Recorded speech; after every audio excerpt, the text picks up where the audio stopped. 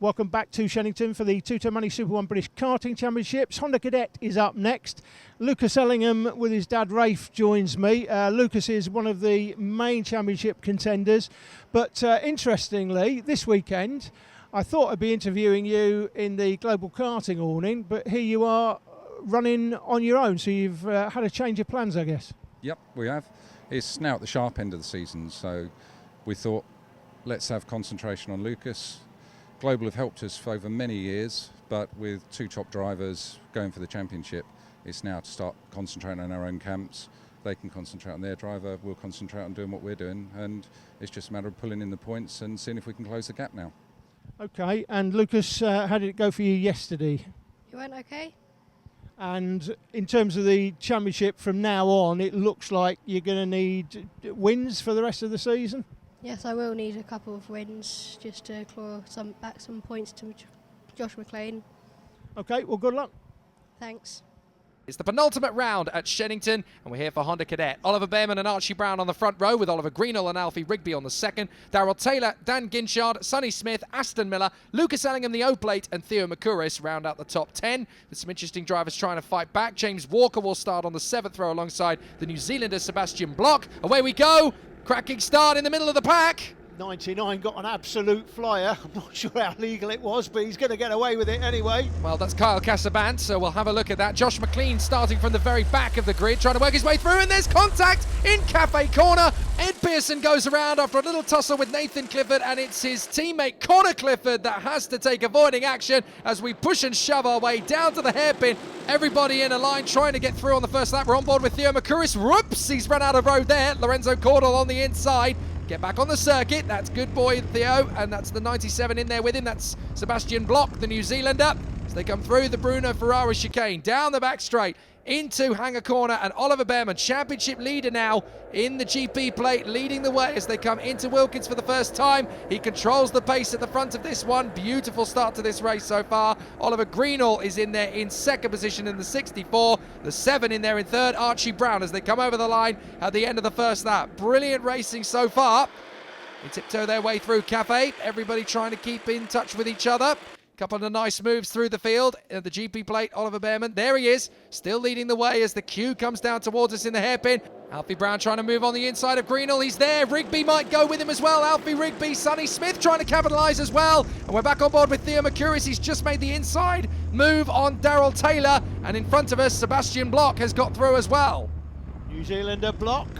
Long way from New Zealand to come and take part in this championship, Jake, but that's the true international nature of the Super 1 British Karting Championships. Indeed, we've got several drivers who come here to race in the British Karting Championships of Super 1 from abroad. Don't forget the Indians who were here in the Force India days, because we had Arjun Mayani, Tarun Reddy, both of whom are single-seater racers up in the top echelons, and of course Jahan Darawala raced in Super 1 with the Force India Academy. He's now in European Formula 3, so an international flavour on the grid as they all make their way to the British Championships. In fact, on this grid alone, it's not just Sebastian Bloch who's come here from further afield. Kasper Skuza the pole, and Kienberg to the Japanese, up the inside. That is the move for the lead from Brown. Rigby's through as well, and so too through is Greenall, and it looks like Sonny Smith is going to get through into 4th position as well. Oliver Bearman is going to drop to 5th, make that 6th potentially as well. He just about hangs on to the top 5, but that is how quickly it can change. It certainly is. Oh, contact off there. The 26 disappearing, Jack Hobson, I think. 32, we'll get a look at it in slow motion.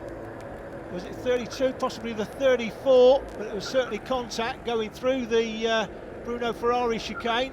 Let's double check. Up on the curbs, that's never where you want to be. The 32 getting sideways, you're right. That was the 32 of Frankie Elwell, who goes right into the side of the 20. In fact, that's Harley Horton. So Harley Horton gets away. It's the 26 of Jack Hobson, who manages to dodge the incident. We're back on board with Theo McCouris. That is Greenall in front of us. We're going for the move. We're thinking about it. We're going a bit late, but we're okay to make the move because Rigby drifted sideways. That's enough for Theo McCouris to get into 3rd. I think McCouris started was that 10th place he started on the grid. He's through to 3rd, so he's having an absolutely cracking day so far. Absolutely right. Yes, P10 he started, so right up there on the podium. He may even get a chance if Alfie Rigby goes with him for company to close up on our 2 leaders up front. But the GP plate, Oliver Bearman, is back into the lead in front of Archie Brown. Look at this squabble for 5th position, led by Aston Miller. Oh, up and onto the grass is the 64 Greenall. Almost goes into the side of the 54 of Dan Ginchard as they come off the curb.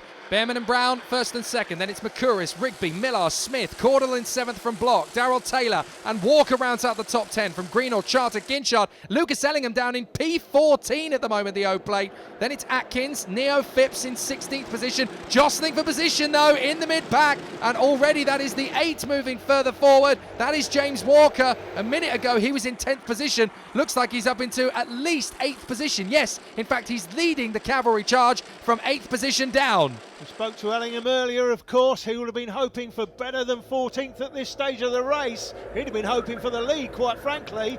And here comes McCouris for 2nd. Well, that was a late lunge, but he's made the move stick, and Rigby has got through as well. That has left Brown with no road to play with, and he's down to 6th. Make that 7th now as the 16 comes through. That's Lorenzo Cordell. That's how quickly things can change. So McCouris through to 2nd place on the 74 kart, got the onboard camera. It's the GP plate Bearman who's got the lead at the moment. Remember, he was leading early and then dropped back to 6th place, but he's got the lead back. Here comes McCouris through Stratford Hairpin, and Theo McCouris from 10th to 1st. Great drive. The privateer has gone through to the front. He's beating Virtus Motorsports man at the moment. Absolutely incredible drive from Theo McCouris, who leads at the Monza of British karting here at Shennington. He is absolutely lapping it up, but this is where his race truly begins. Oliver Bearman in 2nd. No, make that 3rd, because Rigby's got through into 2nd place as well. So this is where his race really begins. He's now got to defend from the lead. This is an unfamiliar position for Theo McCouris to be in at this level as Bearman makes the pass on Rigby. Is he through? Yes, that was very cunning there into the first turn as he slips through at Park Bend. By Cafe, he shut the door and he's there in 2nd position as the field works its way through. Now, can Theo McCouris hold him off? The answer is not at the moment.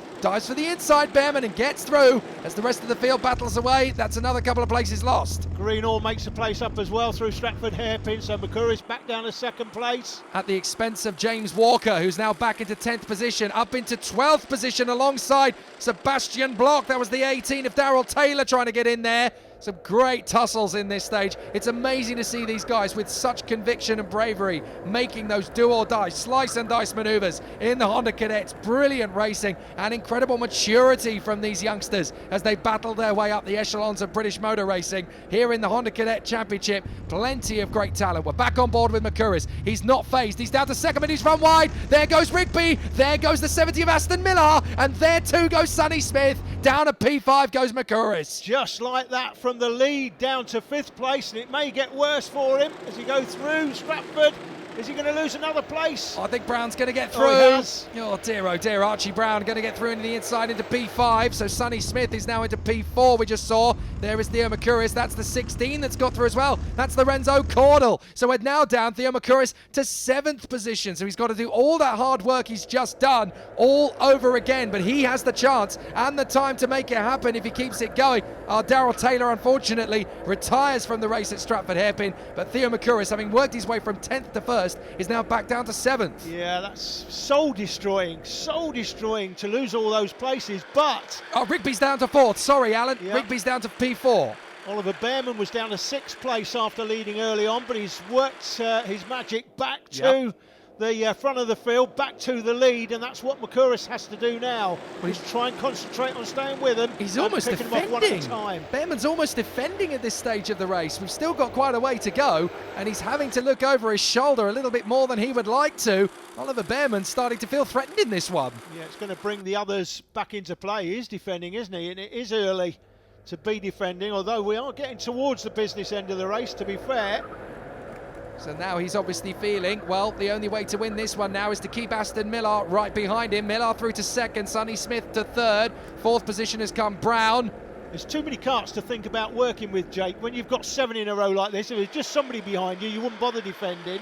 because it's only one that's going to go past. But he knows if he goes wide here, could end up with 6 going up the inside. They'll just hang him out to dry, and he could go from 1st to 7th in this one hairpin. That's why he's defending now. Yeah, there's over a dozen in the chase as well, so he's got to think very carefully. Great defensive line there from Behrman. And look how it's bringing everybody else into play. This is going to be a 12-kart train sometime very soon. Well, Sonny Smith's trying to look up the inside of Aston Miller to try and get into 2nd position in the Bruno Ferrari chicane. Doesn't make the move stick, and now he's got Brown hovering all over the back of him to try and get into 3rd. Theo Makuris has worked his way back into P5 in front of Alfie Rigby, so it's not over yet. Oh, just in behind Alfie Rigby. Oh, he's hit him! Makuris there tags the back of Rigby in the hairpin. Oh, Brown's gone off as well, Jake, there. Yeah, Brown went off to the side, exit stage left. Let's look at it again. I thought it was Makuris. It was actually the 16 of Lorenzo Cordell up the road. But there, look, contact. I'll tell you what, if that's been spotted by the officials... Oh, unfortunately, there's not much of an argument. Now, this is interesting as well. The 16's getting a warning. I'm not sure what for. We just picked him out there. That's Cordell and Brown. He's not touched Brown there. He's done nothing wrong, but Brown has spun round. He's just made his way past, but there's a warning flag out for kart 16. So yeah, for not quite sure what that's for, whether it is for that incident. If it is for that incident, I don't think he did anything wrong there. No, Lorenzo Cordell not really in trouble for my money, but here he goes, making the move for 3rd position. Lorenzo Cordell up into P3 as he makes his way past Aston Miller. In there in 2nd position is Sonny Smith, and as we come across the line, we're into the last lap. Oliver Behrman trying to make it through. Yes, look, black and white flag on the digi flag, and it is for the 16 of Lorenzo Cordell, but I think that's a little bit unfair. I don't think he did anything wrong. Well, if it's for that particular incident, well, absolutely. There may have been another incident we haven't seen. We can only comment on what we do see there. Look at this, as Behrman is absolutely glued to that inside line. We got 4 of them scrapping away, make it 5, because Greenall's in there now. Greenall's got himself back into the fight in 5th position. Lorenzo Cordell now down to 4th position. Greenall trying to come right round the outside to move up into P4, running out of road, up and over the curbs. Behrman glued to the inside line again, and that is Greenall through into P4, tucked up in there behind the, well, I'm not sure who that is now. That has got to be Aston Miller, the 70 in 3rd. Miller drifts wide. Greenall's going to come through, and Sonny Smith is going to run behind Behrman to the flag. Oliver Behrman, the GP plate, gets the job done. He's elated with that, and rightly so. Amazing finish to this one. Brilliant racing. Neo Phipps in 6th position for me, driver of the day, leading rookie, and made up 28 places on the grid. Lorenzo Cordell, sadly, excluded. Oliver, you came into the round 20 points behind. Penultimate round, best time to get a win, I guess, in that position. Yeah, definitely. I closed my gap to 1st, and so it's always a plus. And talk us through the race. I got a good gap at the start with Archie Brown, and then Theo Makuris and Sonny Smith started catching up to us. So then Sonny Smith overtook Archie Brown, and so I decided I had to defend the race to retain the lead of the race. And who do you want to thank? A massive thank you to my team for keeping the focus all weekend, and Gus Lawrence as well as my family. The final round of the championship next time out is going to be one heck of a hellraiser. It's still tied to the top. Behrman leading over Ellingham, but drop scores will come into play.